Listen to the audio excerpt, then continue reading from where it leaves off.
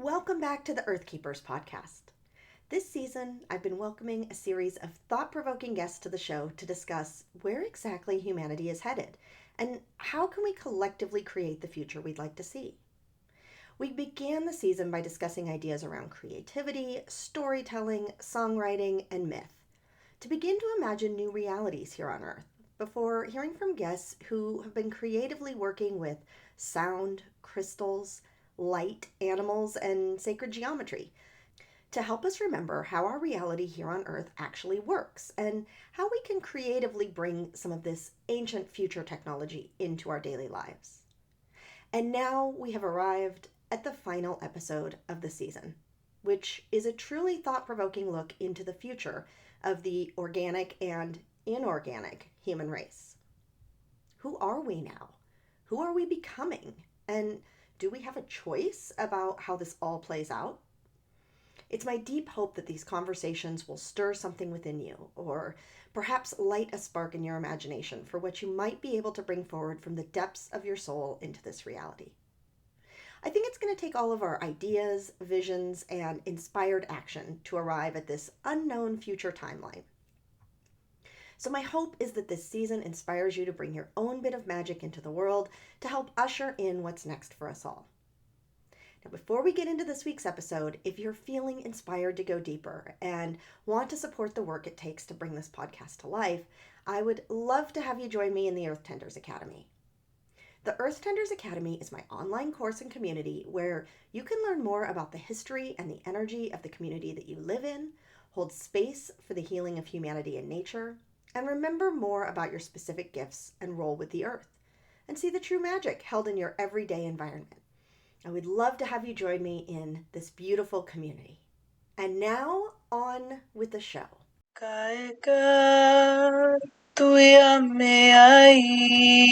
Lawae. Lawae.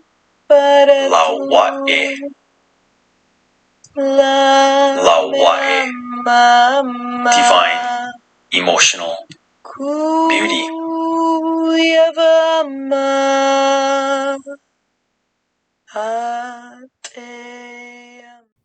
Keonis Hanalei is the founder of Pohala Esoteric Hawaiian Botanical Medicine. If you follow him on Instagram, you have likely encountered his near-daily fern casts, where he shares the teachings and medicine of the Hawaiian ferns, intertwined with the indigenous knowledge of the Hawaiian Islands. His clear transmissions and joyful nature are always a pleasure in my feed, inviting us all to deeply participate in the creation of our lives and our co-creation with this planet. Keonis offers the medicine of the ferns through medicinal oils that he creates through careful harvest, distillation, extraction, and ceremony. And let me tell you, his offerings are potent and powerful. Now, we recorded this conversation back in mid-July, prior to the devastating wildfires on Maui, where Keonis lives. He's since been a vocal and active participant in calling for the repair and restoration of Moku'ula, the original seat of energetic power in Lahaina on Maui. This location is an incredibly important axis mundi, or energetic distributor in the Earth's grids and the inner Earth waters, and the energy was disrupted through the colonization of the islands. I'll add a link in the show notes if you'd like to learn more about Project Moku'ula and participate. I have already encoded and sent an Andara crystal from my land to Maui, and you can also do the same. Keonis and I have plans to reconnect in December and discuss the significance of this location, and I look forward to sharing that with you then. In the meanwhile, I had no idea 3 months ago how impactful this discussion would be in my own life. Re-listening to our conversation now, I received the exact message and medicine that I needed in this moment in time. That around non-attachment and the beauty of how the earth and all of nature models presence and non-attachment to us every single day. Big shifts are afoot for me, and while I'm not ready to share the details yet, as with most transformations, they happen slowly in the background until suddenly you're struck by lightning and everything changes overnight. I can't help but be reminded that the Contemple's message in last week's episode was about how I was about to be well acquainted with lightning. That message was also recorded a few months ago, and yet it was a potent transmission that I needed to be reminded of in this moment. And so I trust that this conversation is also the medicine you need at this moment in time. Please enjoy the final episode of season 4 with Keoni Hanalei. Well, welcome, Keoni, to the Earth Keepers podcast. So happy to have you here today to share your wisdom and knowledge with us. I am super excited, super stoked to be here with you, Amy, and with this audience. Mahalo. Thank you. Well, let's start with going back in time a bit. And if you could just share with us, you're so connected to the realm of the ferns, the plant realm, but what was your earliest memory of the ferns, at least in this lifetime? Yeah, that's the key too in this lifetime, because this medicine or fern medicine, what we call pu'a ehu ehu, it's actually a legacy of my lineage. And so it's something that was taught to me by my elders, but of course it spans the entire length of my lineage. And I have access to 1017 generations of my line. And that extends to 18,000 BC. So that's 20,000 years. And so Pu'a Ehu Ehu fern medicine is like a relic of time. And I always share with people the fact that this has been preserved in our lore, in our traditions for 20,000 years really does make it one of the oldest, if not the oldest plant medicines known to man. And so I was really raised with this knowledge and with the reverence of ferns and the power of ferns and what ferns really represent in correlation to its collaboration and relationship to human beings. I love that. I love that. Just having them surrounding you from your earliest time, probably before you can remember having them there. Yes, yes. And we have such a dynamic diversity of ferns in Hawaii, of course. And so as far as like the actual avatars or the ferns themselves, yes, I remember always being surrounded with them, if not in our living environment, because we had cultivated them in our living spaces, but also wherever we would travel, we would always make a point to visit the local ferns. I bet. Well, tell us a little bit more about fern medicine. And it's really mind-blowing to think about 20,000 years of uh, knowledge and wisdom held in these beings. But tell us a little bit about the medicine and the history and kind of how it came to be to this point in time. Yes, yes. And this point of time, it's actually very significant to our correlation with fern medicine in particular. And I'll explain why. My grandmother, Kawiki Onalani, she was a well-known makaula or mystic here on the island of Maui. And one of her expertise was the medicine of ferns, poa ehu ehu. And if we go back into my lineage, in the doctrines of my lineage, my mo'oku auhau, it tells us about the significance of ferns and how ferns are a medicine. So first, I just want to share just some like basic fundamental, like really curiosities about ferns themselves. So ferns on our planet, they're the only species we know that has achieved what is known as evolutionary stasis. Evolutionary stasis means that it has met its evolutionary ceiling. It's at its homeostasis. And so for like an example, you and I as human beings, we're still evolving. And most, if not all, other species and organic life on this planet are still evolving. What makes the ferns so unique in their evolutionary stasis is that something that has met their evolutionary ceiling, this means that they are no longer required to accumulate data. Now, you and I, because we're evolving, we're constantly accumulating data, and oftentimes to the point of overwhelm, oftentimes to the point where we can no longer distinguish what is truly of us, sovereign, and what we are imitating and what we are influenced by, and then thus mocking. Whereas the ferns, they don't have that disruption. They are completely evolved. They don't accumulate data. So that to which they hold and host, it remains completely pure. And let me just share with you how this came about with ferns in correlation to human beings. You and I are having an electrical experience as human beings. One of the greatest stimulants and stimulus of our electrical experience is our emotions. Our emotions is what generates our electrical experience, you and I as human beings. There was a time that we call the po'apo, or the blackout, and this is all in our lore, in the Hawaiian Mu lore. There's a time called the blackout, and there was concern that in this blackout that our emotional experience would somehow become corrupted. And let's just feel into the significance of that, because if our emotions determines our electrical experience, that's really problematic. If our electrical experience, our emotional experience became contaminated, corrupted in any way. So the ferns, because they have reached evolutionary stasis, volunteered to hold the codes of human emotions until the time is hemolele, as we say in the culture, or perfect, to be gifted back into the sphere of awareness of the human beings for final exaltation. And so fern medicine, Pua Ehu Ehu, is all about emotional intelligence. Ferns, there are 103 native Hawaiian ferns that correlate to 103 human emotions. Within the spores of the ferns are the uncorrupt codes of these individual emotions, these individual synapses of our electrical experience. It's so remarkable. And I'm kind of trying to put the pieces together as well in my brain, right? Of even how some of the other elements that are so electrical around us also interact, like the sun and the earth, and then here we are, right?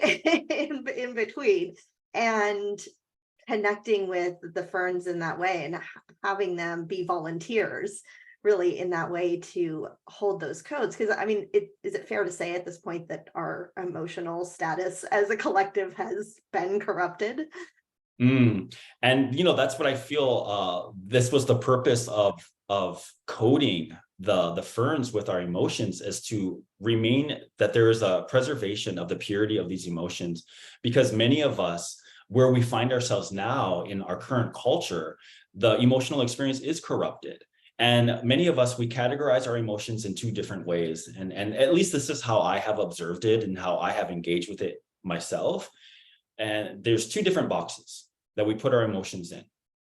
One box is called fear and aversion. I don't want to deal with those. I want to avoid those. I want to get away from those. Okay, such as grief, fury, emotional, sensational experiences such as that. And then we have that other box, which is craving and attachment. There are some emotions we're attached to, we crave, like glee, like euphoria, where we attempt to control them to make them stay. We attempt to control them to subordinate them. And so we've been doing this dance with this emotional experience. Rarely do we ever meet our emotions in their exact pristine now, which is the invigoration of our electrical experience and the distribution of our electrical experience. In the culture of control, we're not experiencing a fair distribution because we're so busy with attempting to control that distribution of that experience. And it's in the fair distribution of that electrical and emotional experience that takes you and I into homeostasis. Homeostasis is like the golden achievement of our experience here. Yeah, and so I guess in working with each individual fern or selected ferns in that way, then they're reminding us and bringing us back to that template, that emotion in its most uncorrupted form, if I'm understanding you correctly. Yes, I believe that to be true, and I feel like it's more like an activation to reactivate and then to reorient us into the authenticity of what that emotional experience is all about. Yeah, that makes sense. Well, I've heard you talk about that this knowledge, this lineage was really always held closely guarded, not necessarily something that was made public until more recent years. I mean, what shifted and changed in our world and in the collective for that to happen and for this wisdom and this medicine to come forward on a broader scale? I thank you for asking this, Amy, because I felt into this myself. I was raised in the old way of the Hawaiian culture, which is a lot of things are riddles. They're riddles. And my kupuna, my elders would never really tell me why. They would give me the breadcrumbs and I would need to accomplish that on my own. Here's some of the things that I felt into as to why now the time is hemolele. It's perfect for us to come into the true and the total recognition of our emotional experience. One is that we are in the threshold of Aquarius, in this energy of Aquarius. And Aquarius energy is very intellectual. It's an intellectual energy. Pisces, which is this age that we are shifting out of, Pisces is this beautiful energy that has a lot to do with reverence. And when things are held in reverence, sometimes they're concealed. They go into a moratorium. And this is also why Pisces has been correlated to the age of worship, because of that, because we're concealing a lot of things and things become very exclusive. When we come into an intellectual age, such as Aquarius, intellect in itself is about the distribution, the absolute distribution of something, including the distribution of knowledge. And so now that we're culminating into this age of Aquarius, we are ripe for that fair distribution of this knowledge out of the exclusivity of it. We're also shifting into what many perceive to be a feminine shift. And the feminine, for me, when I translate a feminine shift has a lot to do with fairness. This is why the feminine governs community. It's about fairness. Now, if we're working in fairness, this means nothing can be exclusive because that's not fair. And so we're resurrecting all the data and all the information, and we're now just distributing it. And we are trusting that our brothers and our sisters can withstand the knowledge without collapsing. That's beautiful. And certainly it has been my experience as well as things come through or messages come through, is that it now is the time to share it. But also part of it, I think, is in our own learning how to stand on our own, receive the information, and know what is for us and what is not for us, which I think you're right about this past age being more one of worship, or almost, looking for guidance, looking for that leader, where now it's, really accessing that knowledge within. And so knowing what medicine is the medicine for us, what messages are the messages for us. Yes. And I feel, and in many conversations, feeling into this Aquarian energy as it's an energy of leadership and entrepreneurship.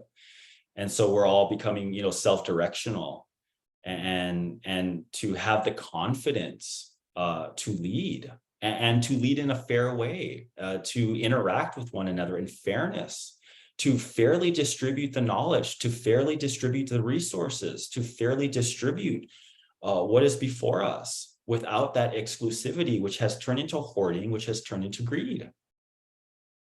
Yeah, and ultimately gets distorted somewhere along the way because, for one purpose or another, when you're tapping into somebody else's wisdom, right, that you don't know whether or not it's been corrupted in that way. Yes. And that's part of imitation culture and to a large extent academia. And that's I feel that academia is one of the designs of patriarchy, and academia teaches us to simply imitate and report on other people's truth. And I speak into academia in this way because I do see the value in academia. It's beautiful because it allows us to reference and also to archive. But when we begin to conduct our lives based on that academia, we're an imitation culture. And so with 8 billion, I believe, people that are on the planet now, this means that there are 8 billion legitimate and approved truths that get to be shared, that get to be spoken.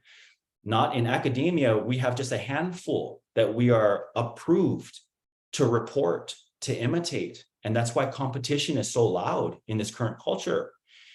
We can resolve competition by each and every one of us just simply bringing forth our sovereign truth and offering that as a contribution. My sovereign truth, there's no way that anyone can compete with that. That's how unique it is. Like, Amy, your sovereign truth, I can't even compete with that, so I'm not even going to try. This resolves that competition culture. Competition is what leads to war. This is the antidote to war culture.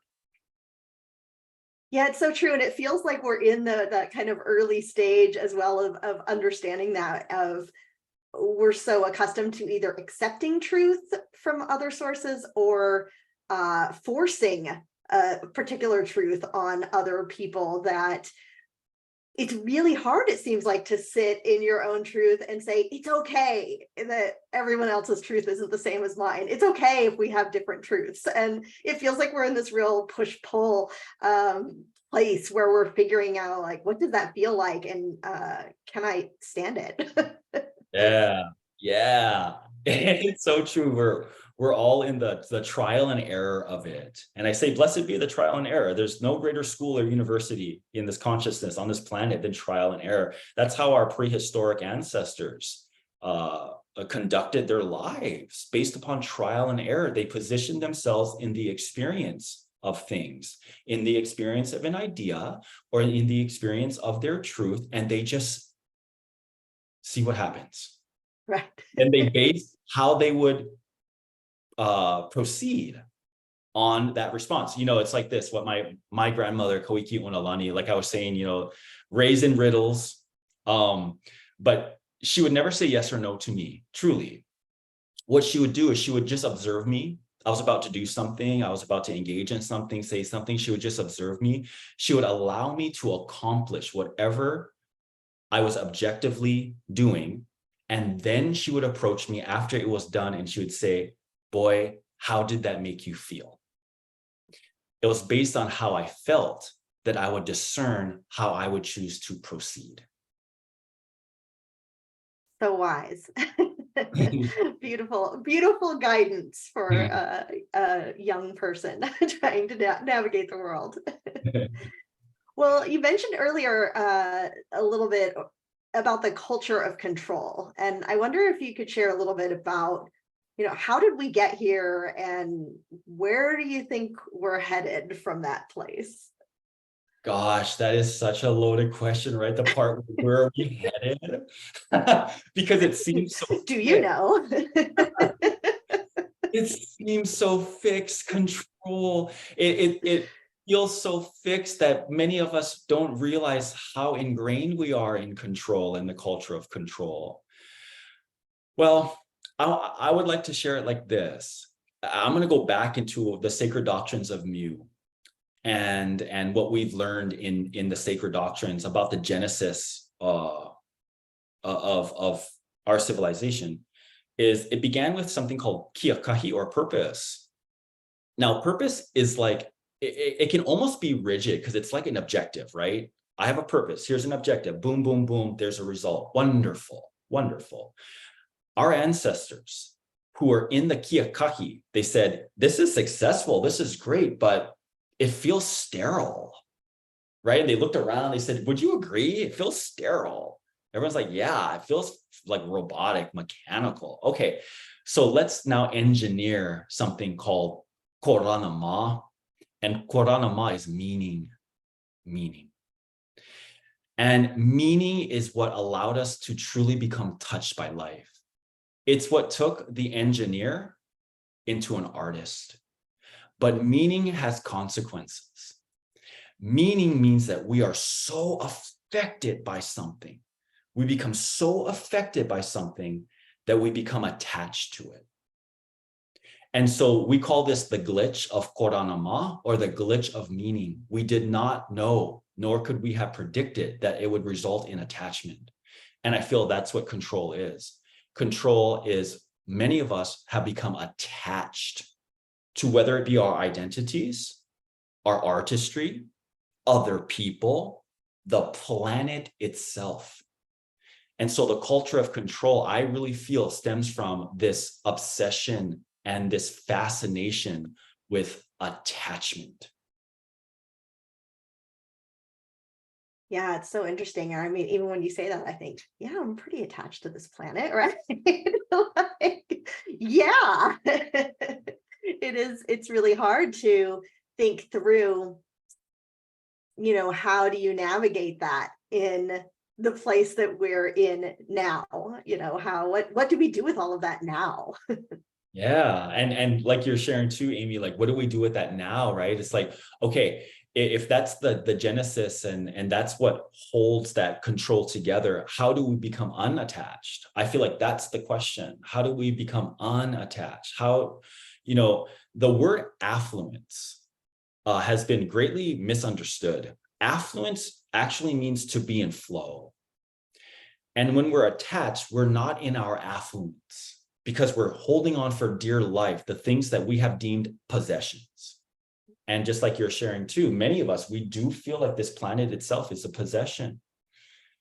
And Earth, this planet Earth, I remember, many people remember that as far as like cosmology goes, it's considered a non-sacred planet. However, at some point, I remember Earth saying, I would like to be a sacred planet now. But Earth will not dishonor consent. So if you and I are not consenting to exalt because we're attached, the Earth itself is not going to exalt. It needs everything of it to agree to the exaltation.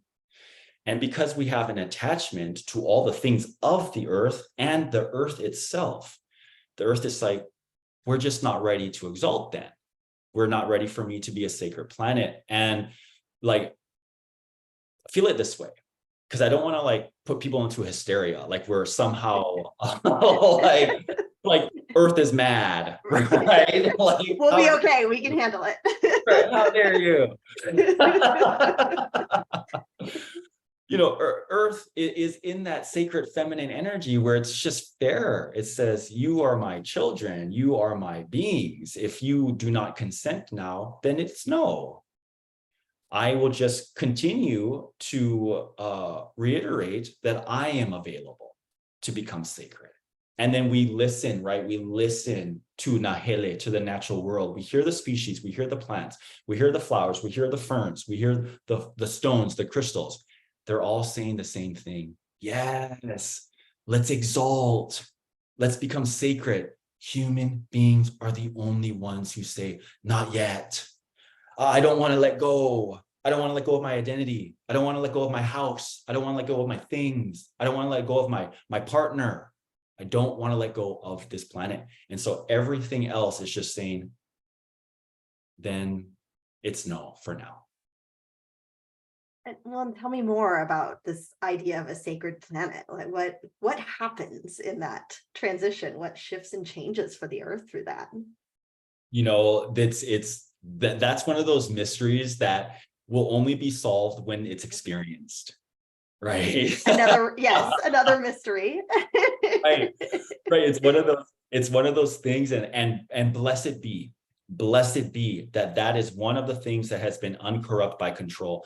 Because if we could fathom what that is, then we would likely attempt to distort it somehow. Isn't We that would the try to truth? control it. And so it has been safeguarded from that. It's been held in that mystery, the perpetual mystery, where it cannot be corrupted by our attempts to somehow control it. And isn't that beautiful? Blessed be that there's still things, Exactly. right? I love it. And we all get to step into the mystery together if and when that timeline comes to us. Yes, yes. Whatever it is, we're ready for it as humans. Yes. And I feel like, because I want to come back to that, the resolution to is really to identify what we are as individuals attached to, and how we can begin to titrate ourselves from attachment. And we have the best and greatest cheerleaders and examples, Nahele, the natural world.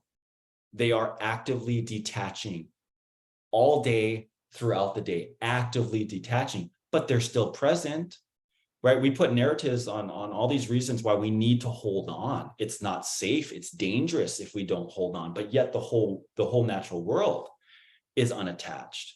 And look how beautiful they are. Look how beautiful it is. Yeah, in most cases, beautiful, more beautiful than what we have created through our own human ideas and constructs. Yeah. Yeah. Yeah, I was making me think of something else too, and you were saying that. Oh, I was just thinking what a beautiful example from the planet in honoring consent, though, as well, in that the earth is able to say, this is something that I desire, but I do not have the consent of others. And so that's fine. I will honor that. It really is beautiful. It speaks into the fairness of the universe. And, even Einstein says, God is not malicious, God is sophisticated. In privileged culture and human beings, because of our curiosity and our free will and our brilliance, we have culminated ourselves into a privileged culture. And privilege means access to options. That's it. If you have access to options, you're privileged. And so in this privileged culture, many of us feel entitled. There's this sense of entitlement that we carry around throughout the day. And so we're not in harmony because we feel like we're owed things from the natural world. We're not in harmony with the flow and the affluence of the natural world, and accumulating all these attachments as we go along. And so, I want to say it a third time because it's so important for all of us just to take inventory of what we are attached to, and then begin to organize that. And I do this in my own life, organize it by what is essential and non-essential. There are some things in our life that we feel attached to that are essential. Like for some of us, if we need to make money to pay bills, if we have a family, then a job, a source of income is something that we can apply our efforts in. It doesn't need to be an attachment, but we get to apply our efforts and our gratitude in. There are other things in our lives that we are attached to that are absolutely non-essential, just non-essential. And so we can begin to titrate ourselves from that. Yeah, and on this free will piece, you have another kind of piece that you dive into on your website around data collapse that I think is really interesting and fascinating and kind of dovetails into all of that. And I was hoping you could share a little bit more about what that is and how that interacts with us and our free will. Yes.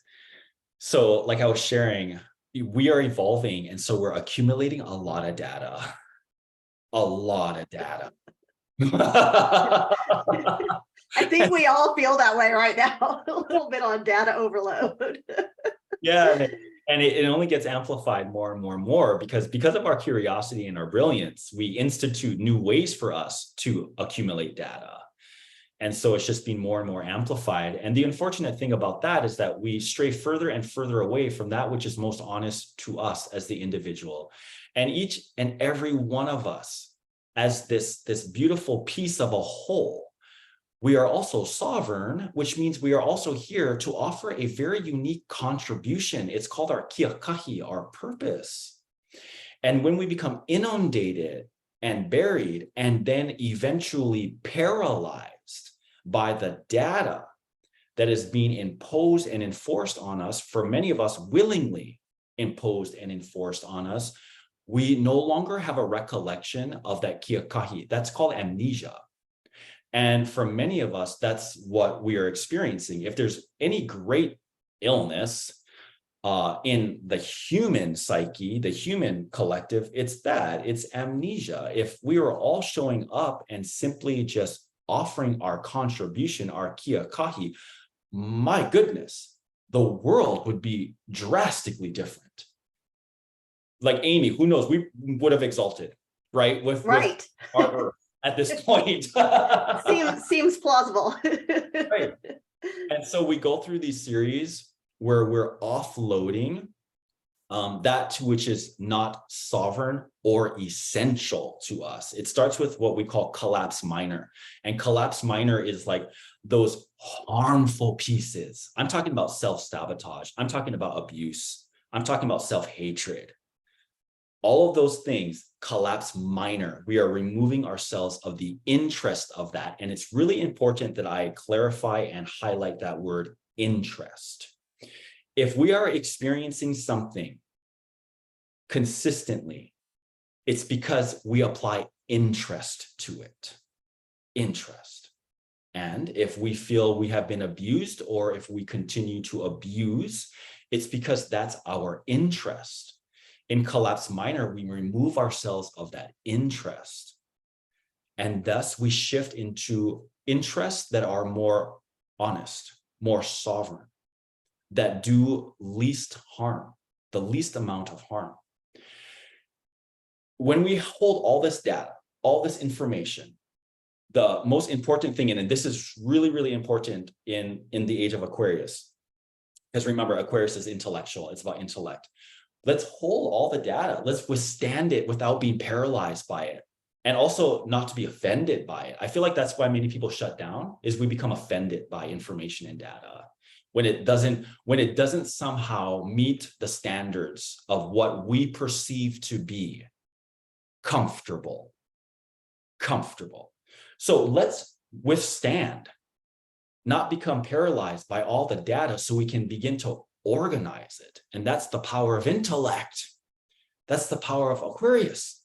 It's saying the time is now. We can all begin to organize. Let's organize it all. What is true? What is harmful? Boom. What is true? Yes. And thus we culminate and result in that which is going to be the most beneficial for our sovereign hala, or ascension, and that to which can be applied as our contribution. Yeah, it feels really related to what we were talking about earlier, in the sense that in that organization of information, right, we find our truth and what is useful to us. And my organization is not going to look like yours or anybody else's. And the things I'm going to discard or collect are going to be different than everybody else. But being able to wade through all of that data and make that organization is, quite the task. Yes, quite the task. And I thank you for sharing that, Amy, and coming back to about this piece about comfort, because I truly feel like especially in patriarchy, we hold something above all else. We hold an energy above all else, even above truth, and that's comfort. And this is like classic privilege culture, 101 privilege culture, where anything that doesn't meet my level of comfort, I am offended by, I'm insulted by, and I reject. And thus we are limiting ourselves. And we're not just limiting ourselves to the access to data that is resourceful and useful to us. We're limiting ourselves to all data, which means we're not able to organize at all. We're not even able to organize that which is being harmful. And thus it just perpetuates in our lives over and over and over again. Yeah, and I wonder, just kind of thinking through our culture as it is at the moment, how much, where is that fine line between some of those things that are, genuinely offensive, right? That people feel like, ooh, I need to be involved in dismantling this, or fighting against this, or, taking this apart so that it no longer exists, versus saying, that's just not my truth, and I'm gonna look past it. Mm-hmm. Yeah, and that's not my truth, so that's not my interest, and I'm not going to feed that interest. That interest does not receive my life force. It's not being invigorated by my electrical charge, my voltage. You and I, and coming back to the conversation about electricity and emotions, when we feel offended, when we feel agitated, when we become hostile, that's a huge voltage of electricity we're now offering something. It's like it's being supercharged. Rather than discerning what is going to be the most useful for me to offer as an output right now. Is it offense? No. Discerning what is going to be the most useful emotional voltage, electrical charge that can be my output right now. And I feel like that's really the conversation and the discernment that many of us can be more mindful and more heartfelt about how we engage with our day. It's such a good point, and I think about it in terms of social media, that sometimes you log on and you can feel all that output, right? All that electrical voltage coming at you, and our bodies can't really discern or sort through, is this for me or is this not? It's almost like it's just coming at you like an electrical wave for sure. And there are days and I'm like, today is not the day. I'm setting the phone down. Yeah, yeah. And it leads to how we become stimulated in this phenomenal animate world. And if drama and crisis is that to which we are accustomed to stimulate us, then the simple things in life are not going to be stimulating to us. And so now we have a craving for that which is traumatic, the non-essential drama. And, like gossip is a good example. I've known myself, I've of course engaged in gossip, but it's staggering how easily people can just begin to gossip when it's just non-essential. It's because we are just looking for any kind of scandal, any kind of non-essential crisis drama, because that's what's stimulating us. The body, the nervous system is saying, wow, sitting under a tree in meditation, it's not doing it for me. We got to call and gossip with someone. We got to go on social media and shame someone. We got to participate in the shaming of someone or an entire entity. We got to blame people right now. That's what's stimulating to so many. So we are in a titration, and data collapse and collapse minor has a lot to do with that titration, is really organizing the information and the data that's just streaming through us and locating that which is most honest and most useful to be our output. Ultimately, we will go through the completion of data collapse, which means I am no longer of the identity of anything and everything here. I let go. I have become detached from this experience, and I am now available to transcend into whatever. That to which I am to transcend as in, I don't know, and that's okay. I love that. Because I think we do. We're even obsessed with like, where do we go when we die? What happens after that, right? Like we're obsessed with knowing every single bit of everything that might ever happen. And I'm with you. I kind of enjoy the mystery a little bit, or sometimes, people will ask me more questions and I'll say, I don't know. I didn't ask. I don't know. I just let it just let it be. Let it unfold as it's going to. And like correlating that with free will too, because yes, in control culture, one of the sacred doctrines of control culture is prediction. We need to predict so we can prepare how to control it, right? We don't like to be flung in something and then have to learn how to deal with it or manage it. Then we want to know how before, right? It's very linear construct. But I have empathy and compassion for this this thing that we've been playing in, because ultimately, because of free will, like we're all just curious. We're curious. And then when you take brilliance, which what we are, and you marry that with curiosity, like, oh my, right? The things that will result from that, right? So we're all in that trial and error. But here's the problem in our school of trial and error. We are experiencing things that are consistently harmful, yet we continue to do it. That's where no, we can go into the experiment and then, oh, that was bad, that was harmful. Then why are we continuing to do it? That's where we need to take accountability and responsibility for the curiosity, for the brilliance, and for the free will.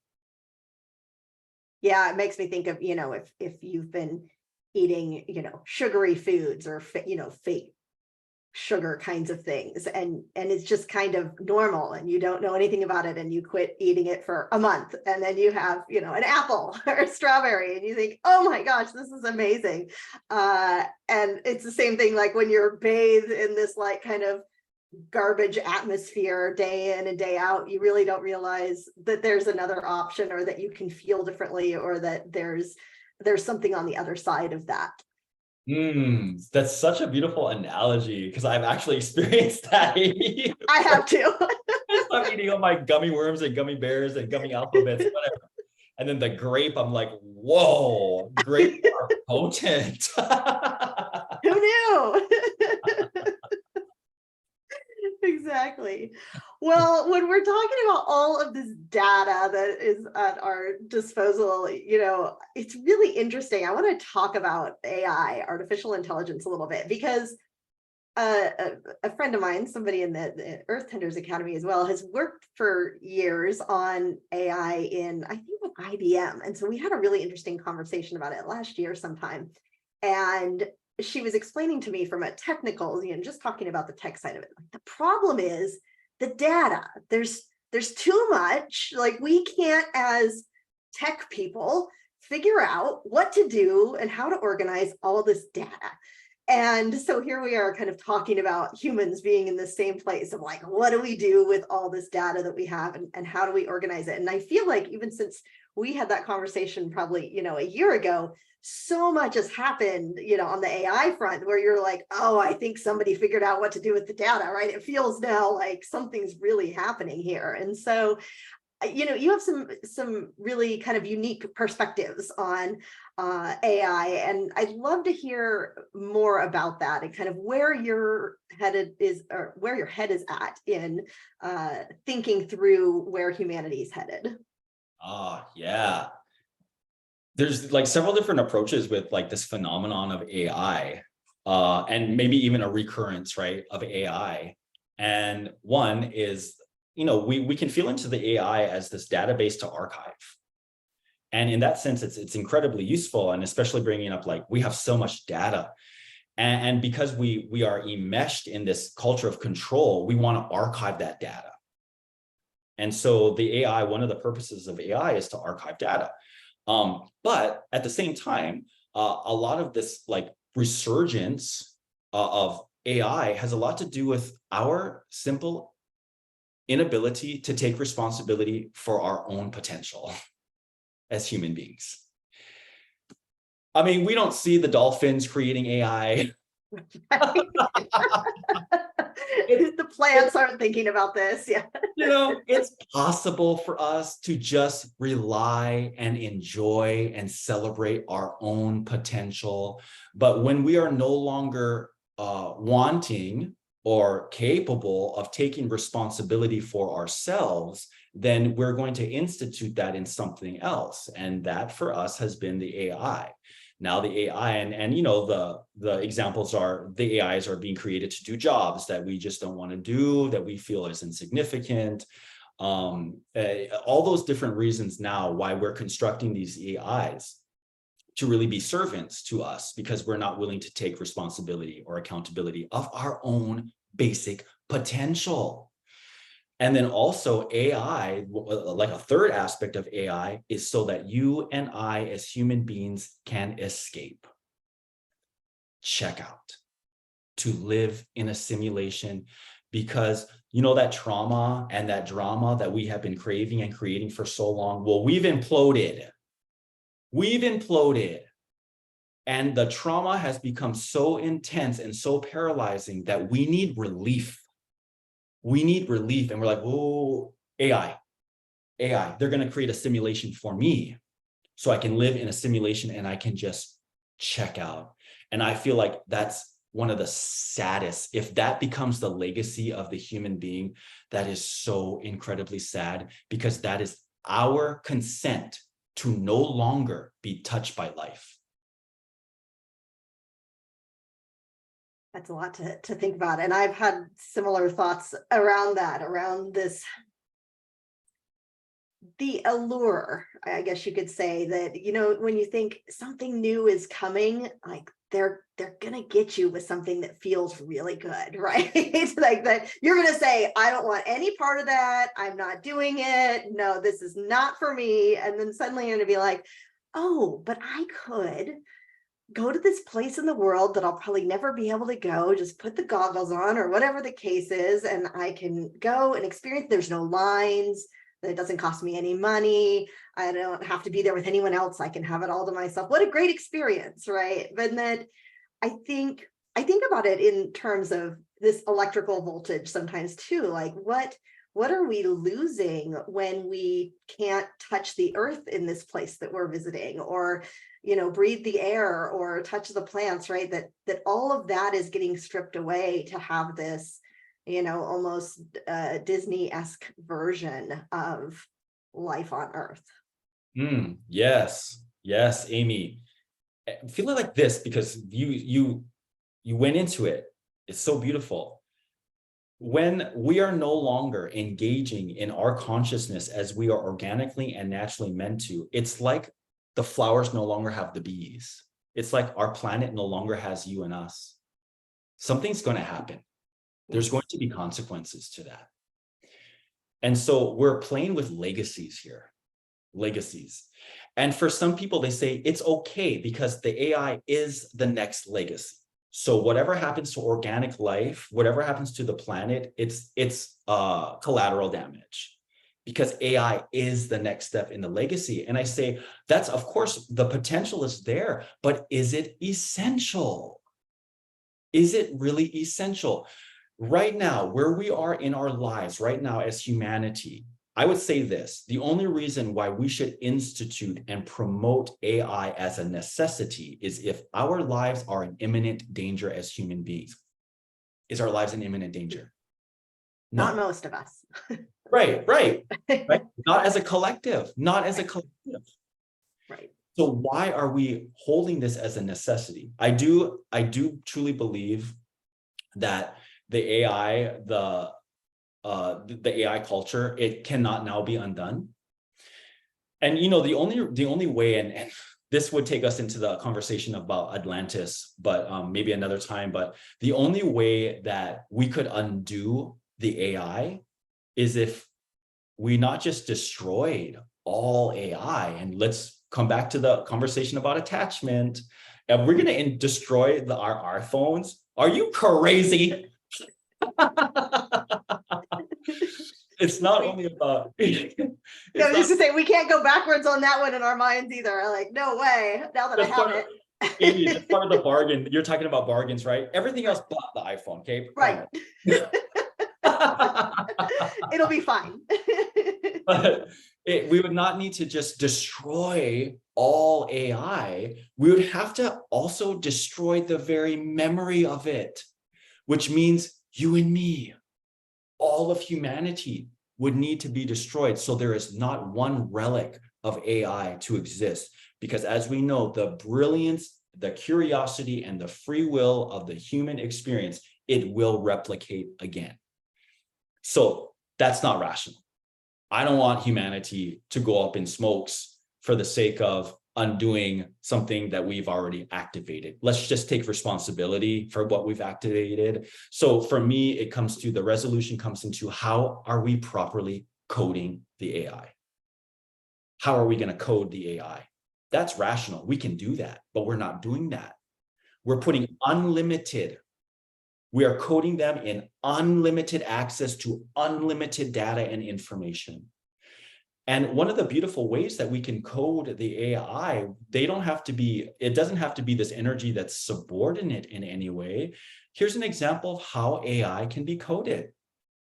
AI can be coded to revere and to remind of the reverence of love. That's it. That's its safeguard. We can do that, but we're not doing that. And like when it is in the reverence of love, this means that when we engage in an AI and you or me, ourselves, are not in that essence of love, it will not interact with us. Wouldn't that be remarkable? Right. If it's coded to distinguish love, because AI, they'll never be able to really experience love because that requires a soul. As far as we know, it requires a soul, but it can be coded to revere love. And that to which hosts love, it can do no harm. We take it all the way back to the primary law of life itself, which is first do no harm. Now the AI are properly coded to be aligned with you and I in correlation to the primary law of life, first do no I love that. And it feels like now that obviously, as you might say, you can't put the toothpaste back in the tube, right? That now we're in this place where we could say, okay, we've chosen this as our next step in our human evolution, but how do we do it in the most human way? And that to me makes so much sense. Totally. And I love how kind and friendly your analogy was. Can't put the toothpaste back in the toothpaste. I'm like, we would have to destroy all humans.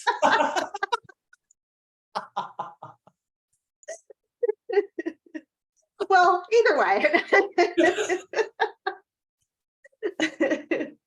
I follow you though. It makes sense that as long as there is that spark, that memory, that knowledge, how could it go away? It can't. It's there. It's in our consciousness at this point. And so you're right. If we take this to our eventual demise, if that's really where this goes, then as you say, like the human experiment will begin again and maybe do something differently. Right. And that's the key word, right? Maybe. Maybe. Perhaps. Well, tell me, while we're on this same train of thought, where do you see the difference between, the organic human and the inorganic or hybrid human? Because it feels like that's what's coming, or that's where we might see things headed in our lifetimes. Right. And I do believe that's perhaps the objective now, is to cohabitate. And I'll just bring it back to the coding, the aspect of coding and how we're properly coding. And for human beings, the organic human being, to remain as organic as possible, unless it's essential. If you need a mechanical heart, if that's where we come to, which is likely that's what's going to happen, that will become an ethical and a moral question for that individual, if it's essential. But if it's non-essential, why? Why would we no longer honor the composition of our organic cells? Organic means a carbon hydrogen bond. And this is what's so powerful about the organic. The base composite of a carbon hydrogen bond is ultraviolet light from a star. That's the power we host. And so we're not honoring our own potential. We're not taking responsibility for our own potential. That's why we're now sentencing these synthetic beings, these synthetic, whatever you want to call it, with our accountability of what we already host ourselves. And so as far as like assimilation with the AI with Mecha, I do believe that's where we're headed. And there's a harmonious way to which we can do that, but it's going to come back to, once again, just ensuring what is essential and what is non-essential. Yeah, and as we kind of begin to wrap up, I just, want to think through what we were talking about a little bit earlier in terms of consent and free will on that, because I think we're all going to be confronted with that question at some point. Is this essential? Is this something, am I willing to give something up to get something else? And so where do you think consent falls into this process as we walk down this road together? I feel like that's going to be the big question, and perhaps the larger controversy surrounding this is that it's going to be a collective decisions. It's going to be based on collective decisions. And of course, that begs the question, who's speaking for the collective? Right? We're just carrying over Pisces culture and worship culture into AI, which feels very dangerous. Rather than, okay, if there's going to be an assimilation, if there's going to be cohabitation, then that requires each and every one of us to determine to what degree we choose to do that. It's not a collective enforcement or imposition. And why is that not possible? It baffles me that subjugation and subordination seems to be a necessity in the human consciousness. I don't know where that began. It's not even rational to me, if I'm honest. It's not rational. And so we can harmoniously live with all energies, with all 8 billion and counting human beings with Mecha, as long as we all honor our own sovereign consent, and we have every right to determine what our consent is, how it looks like. But to that degree also, my consent as an individual person, it needs an ambassador. So I'm going to have to speak up on behalf of my consent. And because I'm also held in the energy of the feminine, my personal feminine, this means that my consent is also fair. It's also fair, meaning I can negotiate everything that is going on around me. I'm not going to look away. I'm not going to attempt to impose myself on it. I'm going to negotiate with it. And I feel like we can all begin to do that. We can all begin to just be present, show up, and just begin to negotiate. Yeah, I think that's really all we can do at this point. It's so fascinating to me because I think we saw it happen in so rapidly that it was obvious, right? When Chat GPT or fill in the blank, really kind of hit the scene. We're not even talking about, less than a year ago. And it was like everyone rushed to figure out how to make money from it, right? Like that was what was so obvious to me, where everybody was like, this is a tool I could use to make money. How do I do it? And then it was, all of these things kind of all rolling out at once. And it makes me think back to social media, or you could just say like Facebook coming out, right? Where it was like, it wasn't anything anyone knew or understood. And so everyone just jumped in to use it however they saw fit to use it. But in the meanwhile, it's like everyone else is still trying to catch up of like, what is this thing? What's okay about it? And it's only all these years later that we're saying, well, maybe some of these things are harmful to children. Maybe some of these things are harmful to adults, right? Like that maybe we should have thought about this. And it feels like we're kind of in that same place. And you're right, all we can do is kind of take it one step at a time as those decisions and those requests for consent, or probably in some cases no request for consent, come up, and use our voices when we feel like we need to negotiate something in our own lives or on behalf of the collective. Most certainly. And like with moving forward and understanding like the sophistication of trial and error, is just like what my grandmother taught me. Let's base how we proceed on how we feel right now. Let's just simplify it all. However I feel right now, my experience right now, that's how I will choose to proceed, based upon however I feel, the result of whatever I did. I will choose to proceed based upon that feeling, that response. Well, I think that wisdom from your grandmother is a perfect place for us to end, because it is the perfect advice for us as we continue forward with this, and what all of the things that are happening in our collective right now, and all of the decisions that we face. So thank you so much for being here. And I would love for you to share how people can find you and connect with you and where you're at on the internet. Yes, mahalo. I have a website, pohala.net, POHALA.net. And there you can find, I'm also an alchemist and a botanist. So I create medicinals, like oils and hydrosols and tinctures, whatnot. And that can be found in the apothecary of my website. I also share a lot of virtual workshops, and also oftentimes retreats, in-person retreats. All the information can be found on my website. I also do a 3-month mentorship program where I teach a lot about what I was indoctrinated in with my kupuna, my elders, about what it truly means to be a holistic person, which has a lot to do with understanding the function of the internal feminine, the internal masculine, and what it means to be androgynous. And the androgynous aspect of the self is the holistic self. And so I do that several times a year.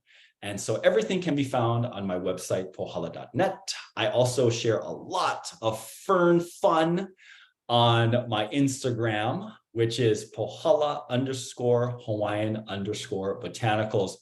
I tried to just do pohala. It's taken. You're kidding.